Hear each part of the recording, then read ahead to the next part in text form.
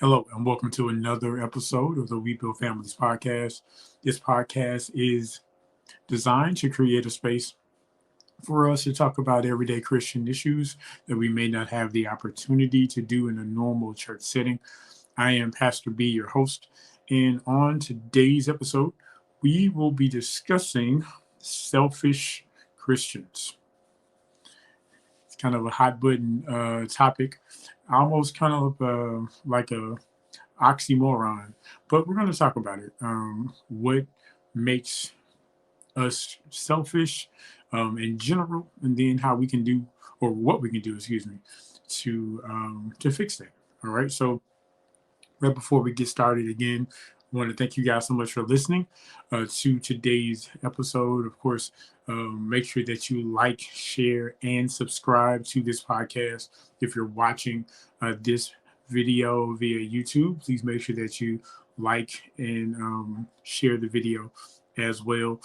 Also, for my audio podcast listeners, please make sure that you find the We Build Families podcast on the app Good Pods. You can leave a comment, you can rate the show, and you can also create a community there as well.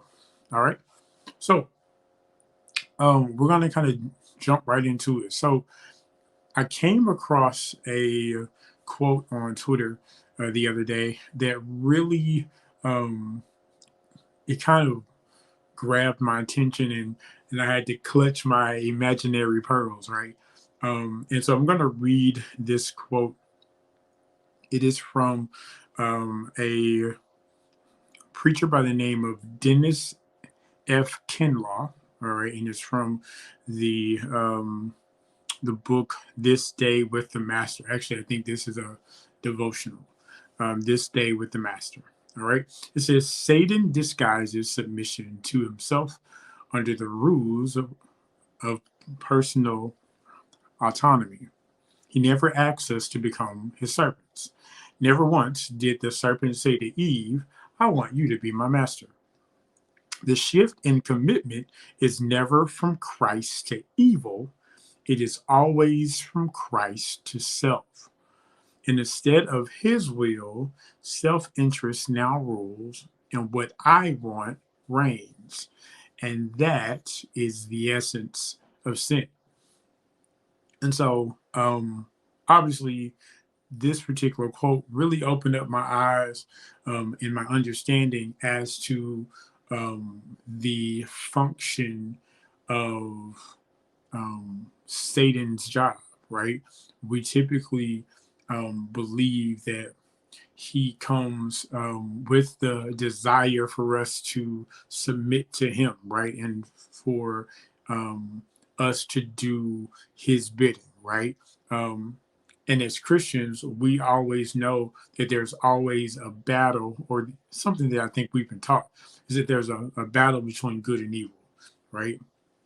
But what this quote is saying is that Satan never really wants us to focus on him. He wants us to focus on ourselves. And it's critical that as Christians, we understand this fact, because a lot of times I think in our battles with, the world, we always see the, the the world as this being, or this arena that needs to be conquered, right? And of course, we understand that Satan is the prince of the power of the air. And so, he does have very limited domain, and he really doesn't have any power over us, obviously. But, he has been given reign to influence those who don't believe in him, and even those of us who do. He sends, imps and temptations to try to get us distracted, right? And so this particular quote basically says that we misunderstand the attack of the enemy, right? he doesn't initially come saying that I want you to be against God. What he's saying is he wants us to be pro ourselves, right? And so I was thinking, um, what is it that makes people selfish? What is it that makes me selfish? Um, and one of the first things I thought about was how many times we have a inflated understanding or belief of our value in the world, right? And anything that's inflated is has grown to a size that is larger than its original size, right? And so if you have an ego that's inflated, ego can be healthy, but when it's inflated, it's larger than life, and it typically blocks or takes up more space than it was originally designed to take, right? And so many times we become selfish whenever we think that the world revolves around us, that our families um, are based on us and are created and designed to do our bidding, excuse me. As men, right? We see women as here to serve us, right? That thinking makes us selfish because we devalue the importance of other people, right? Um, One of the things about Jesus's ministry, and one of the things that really made his ministry counterculture, was that his entire message, the Sermon on the Mount, right? It was all about debunking the idea that people are here to serve us, that people are here to do our bidding, that we should in turn look for every opportunity to serve others, to make others um, greater, or to build up people versus having people boosting our ego, right, and building us up. Um, because that is, again, it's counterculture to what I believe, what we innately desire.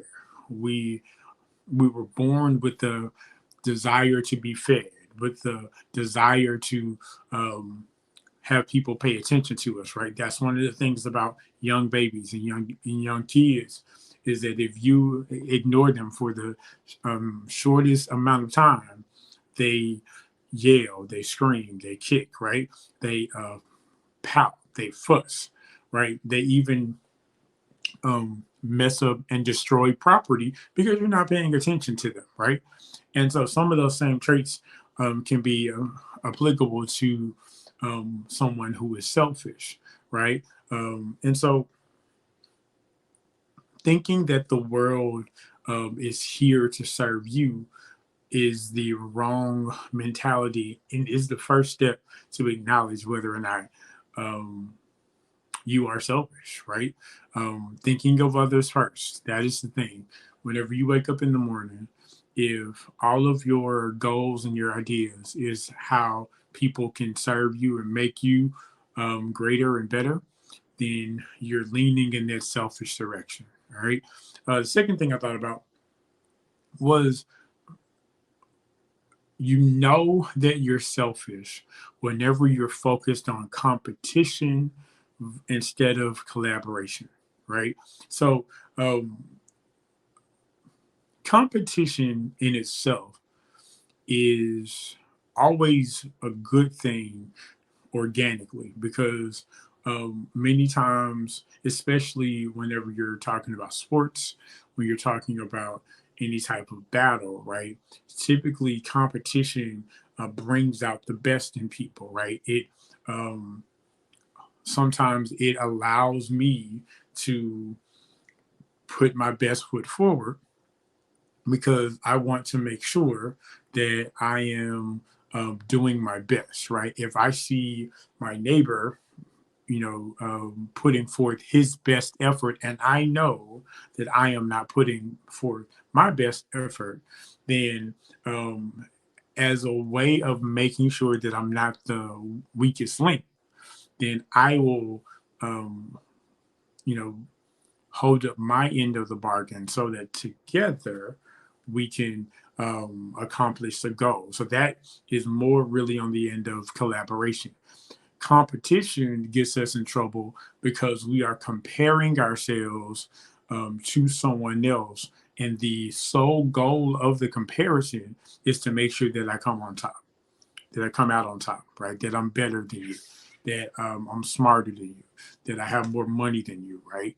And so um, the society that we live in is one that is um, so focused on ourselves, so focused on trying to make sure that we have the latest pair of shoes, the latest iPhone, right? We're trying to floss and to be somebody externally that is opposite of who we are internally.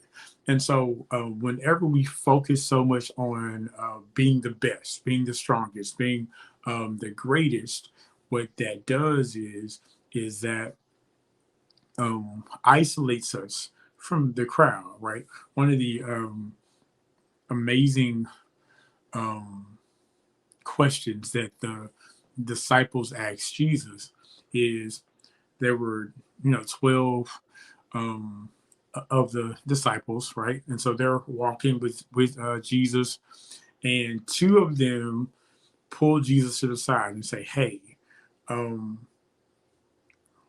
whenever you get to your kingdom, can me and my brother sit to the left and the right of you?" Right? Can we get that place of prestige? Can we um, sit next to you because you are going to be elevated and you are going to be in a higher place, right? Why is it as Christians that we always seek promotion and we always seek the platform and the prestige and the notoriety? That's something that I think has really, really crippled us as the body of Christ over the last 10 or 15 years. Is that we are really, really, really focused on building brands and increasing our flock numbers and making ourselves known more for our numbers versus the power and the moving of the Spirit of God in our services and in our communities, right? Um, because critique and criticism is good unless the aim and the goal of that is to, build brighter lights and to, grow and to, have the biggest church.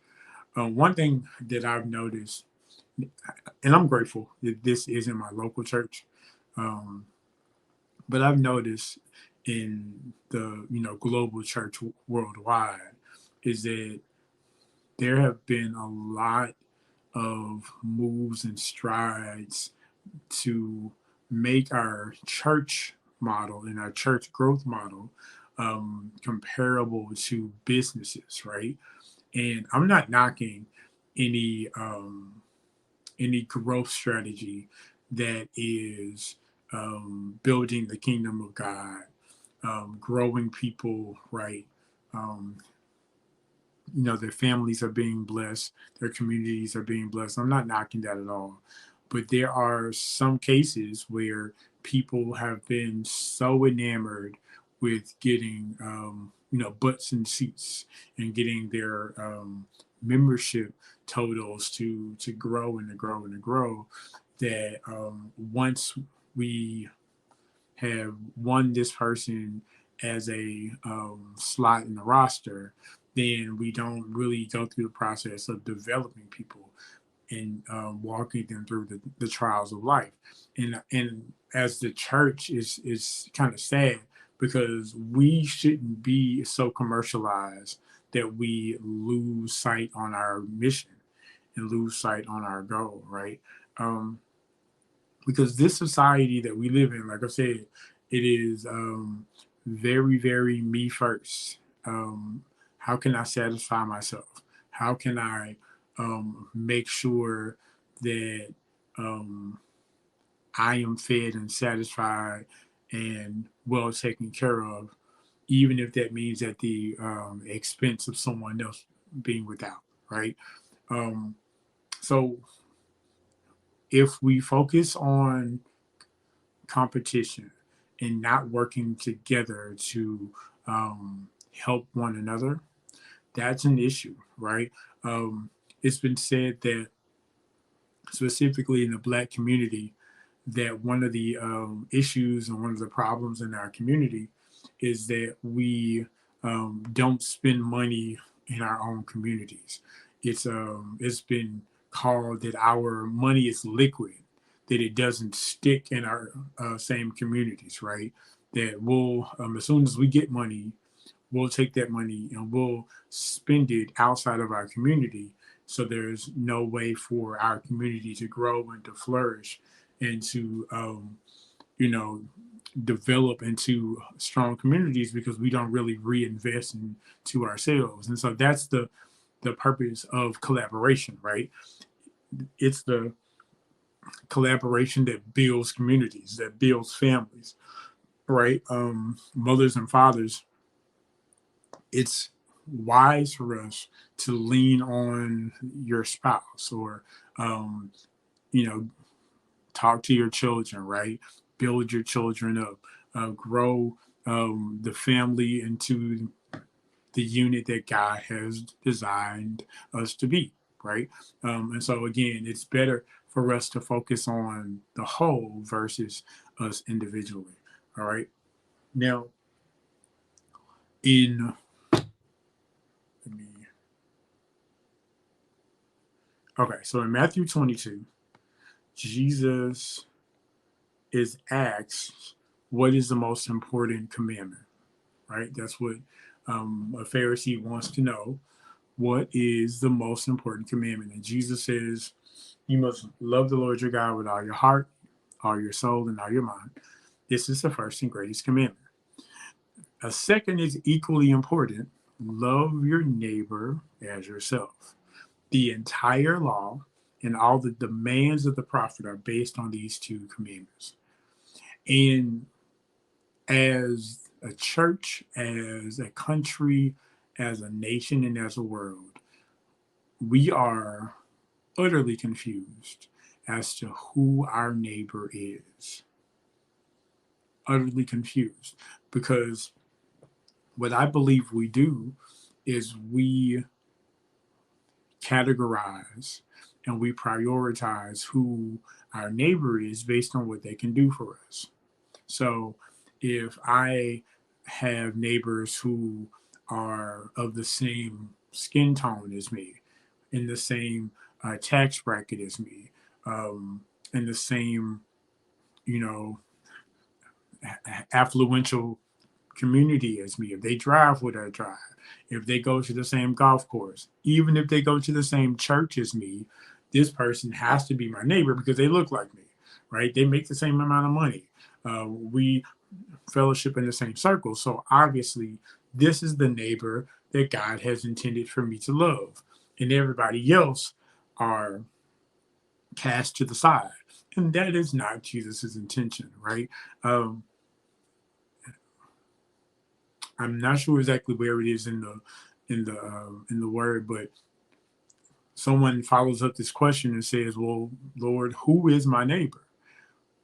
Well, Jesus says, "Your neighbors are the ones that you see every day, but you pass by them, right? Um, when I was hungry, did you feed me?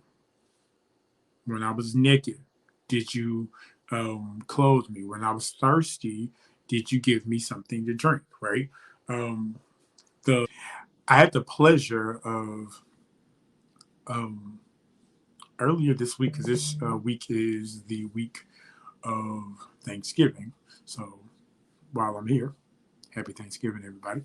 But no, I had the pleasure of going to the Salvation Army and serving the residents of the Salvation Army here in Shreveport, Louisiana. And the one thing that struck me more than anything else was how grateful um, those residents were. We were able to just feed them a traditional Thanksgiving meal, and for one evening, they didn't have to worry about where their food was coming from, right? They were able to eat as much as they could. And the one thing that I think I appreciated about that more than anything else was that it doesn't really take a lot to turn somebody's day around, to turn their life around. It doesn't take a lot, um, you know, for people's lives to change. And a lot of times, I think we think and we believe that it's some grand gesture that needs to be done in order for some impact to be made. And it's not really the case at all. These are the ways that we can become less selfish, right? That we focus on the simple things, focus on those everyday opportunities that we normally would shrug by, that we would normally not even pay attention to, right? Um, how many times have we started a conversation with a random stranger, just a random person on the street, or if you are, on the bus and you are sitting next to somebody that you don't know, you're riding in the plane um, next to somebody that you don't know. How often do we just strike up a regular conversation, asking about, their day, where they're going, right? Um, and also just making sure that while we're having these conversations that we're really interested in finding out information, right? A lot of times we have these built-in responses to questions that we ask out of um, obligation, right? um, we do it just in a regular conversation, right? Somebody asks, hey, how are you doing? We don't really wait for a response, right? Um, Somebody asks us how we're doing, we say we're fine. We ask somebody, hey, how are you doing? And oftentimes we're not trying to really get to know the person, right? We're just saying it out of habit, out of courtesy. And I believe if we change that and we are invested in getting to know other people on a real level, that is one way that we can become less selfish because we get to know other people. We get to um, realize that we have more in common than we do that divides and separates us. And so that's some of the things that we can do, right? Um, Give without expecting something in return. I think that's one of the biggest issues in our society and in our community is that whenever we um, give, we want to be seen giving, right? We want to, um, you know, post it on social media of us handing things to other people. Um, with the intentions of people applauding us for that. It's one thing, the benefit of social media is to bring awareness, right? And so that, people can, you know, be a part of what you're doing. But we shouldn't be helping people just so that people can applaud us, give us clicks, give us likes, right? Boost our online profile. That's the complete opposite of what giving really is all about. The word even says, um, don't be like the Pharisees who stand on the street corner, right? And they want to be seen doing all of these things. It's better to do things in private or to do things without the desire or need for recognition, right? And then let's see. I mentioned also just to take a moment to do something out of your day for somebody else, random um, acts of kindness, right? And when I give all of these statements, these are all things that I need to do as well because I consider myself to be a little antisocial, a little, you know, I'm very, very um, quick to kind of go into my hermit ball, right? Especially when I'm around people I don't know. But these are things that I can do as well, is just to be intentional about getting to meet other people. Because at the end of the day, the goal of this Christian life is to be a light. And whether we believe it or not, whenever we fail to show the love of Jesus Christ, we're actually dimming our light. We're not shining our light um, to the brightest level, right? We are not um, showcasing the love of God in the darkest areas of this world, right? And again, it's simple things. It's things that we um, already know how to do, right? Jesus isn't telling us to reinvent the wheel. He's wanting us to be intentional about loving people. And whenever we see others greater than we see ourselves, this will cure our illness of selfishness, right?